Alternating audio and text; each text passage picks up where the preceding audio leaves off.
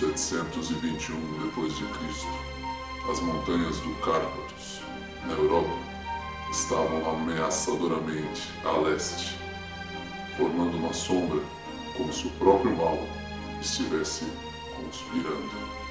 No vale abaixo, uma sombra cobria os corpos que estavam estendidos num cemitério silencioso. Dos 40 moradores exumados naquela tarde, 13 haviam sido identificados como vampiros. O sangue fresco jorrava a partir de suas bocas, narinas e feridas no peito, onde antes esteve uma estaca. O sangue era a clara evidência da culpa demoníaca desses cidadãos. Essa situação era real e bastante comum. Se hoje você não encontra vampiros andando por aí, na Europa do século XVIII, essa situação era bem diferente. Para entender de onde vieram e para onde foram, trataremos no vídeo de hoje da verdade sobre os vampiros.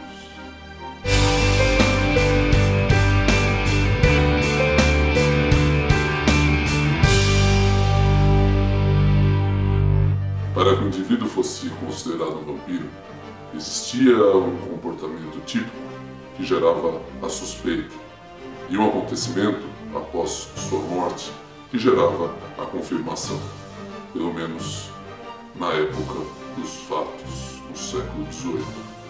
Um comportamento que gerava suspeita. O indivíduo, em determinado momento, ficava irreconhecível, não se relacionava mais. Parecia um louco, demente, extremamente agressivo.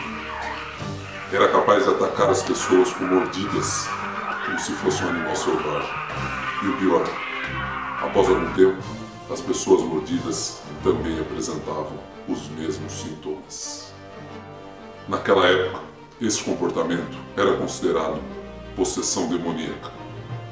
Hoje, com o conhecimento que temos, entendemos que provavelmente a pessoa sofria de uma doença causada por um vírus, a raiva ou hidrofobia. O vírus, após a infecção, ataca o cérebro. Também ataca o sistema límbico, responsável pelo comportamento social e por controlar as emoções, além do hipocampo, que regula a memória. O quadro de sintomas, então, estava fechado. A pessoa parecia um demente, não reconhecia mais ninguém. Era extremamente agressiva. E por que as pessoas mordidas por um suposto vampiro também desenvolvem sintomas? Bem, a raiva faz com que não consigamos engolir água e podemos entrar em pânico com a simples visão da mesma.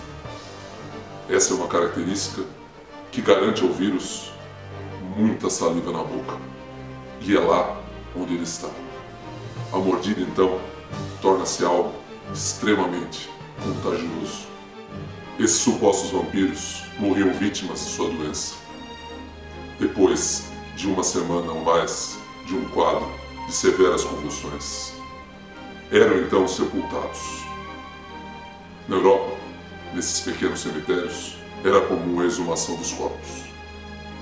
Assim que os caixões dos supostos vampiros eram abertos, encontrava-se um corpo que não havia sido decomposto, mergulhado numa poça de sangue, com olhos, narizes e bocas cobertos de sangue.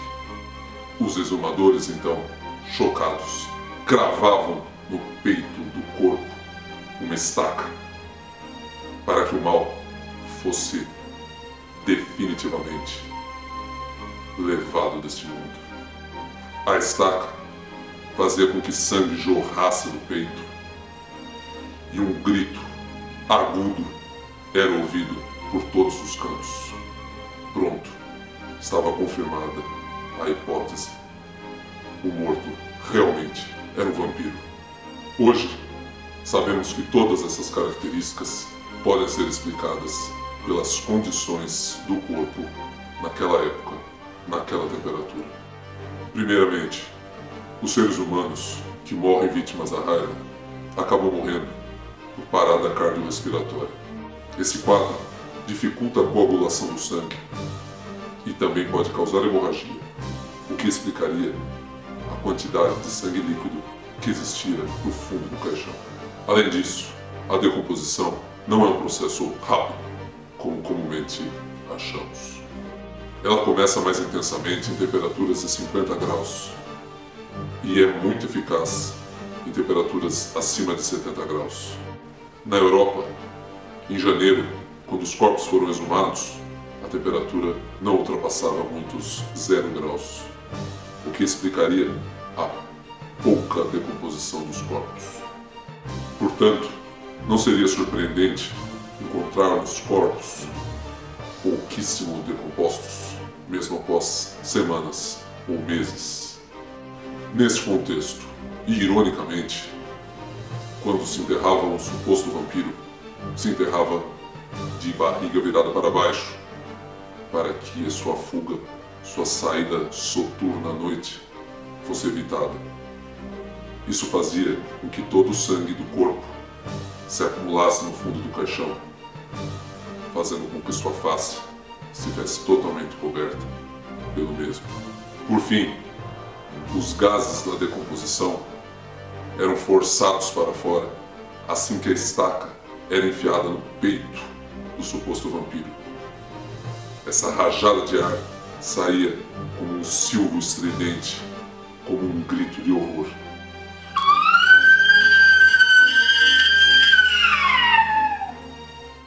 Morcegos, cães e lobos também eram vítimas da raiva e, portanto, associados aos casos de vampirismo. Com a união de um vírus devastador e a ignorância, produzimos a lenda dos vampiros. Basta um pouco de conhecimento para que os vampiros sumam de nossas mentes e para que a realidade se mostre nua e crua como ela é. Gostou? Compartilhe esse vídeo, divulgue para os seus amigos e não se esqueça, nos vemos num próximo vídeo do IBio Movies.